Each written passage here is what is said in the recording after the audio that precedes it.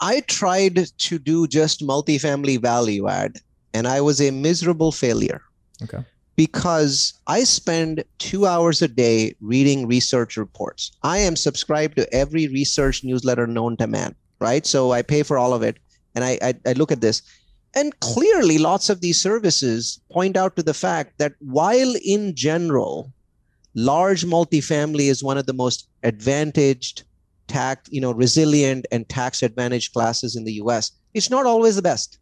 I had to, and that was a horrible thing I came to because I was just doing multifamily after multifamily. But eventually I had to say publicly to people, it's not the best.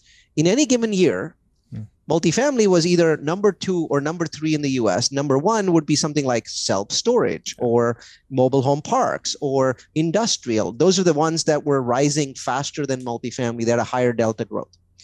And so I was like, why should I only do multifamily? Is someone holding a gun to my head?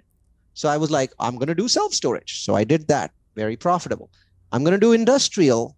And I did that. And just in case you're wondering why industrial is so hard, the answer is Amazon. We just had a pandemic, and e-commerce usage went up 5x in certain verticals. And so where do you think all this stuff gets stored, right? If retail is going down, don't you think that would mean that industrial would go up? They got to store this stuff somewhere. The logistics, right? So industrial use at this point in the US has gone completely ballistic, right? Never seen anything like it. Storage is very strong. Why? Well, companies are no longer signing office leases, but they have tens of millions of dollars worth of equipment in there, cubicles, computers. They have to keep them somewhere. They're not going to throw them out. So they're putting them in storage. And people are working from home, so their ability to store stuff at home has decreased.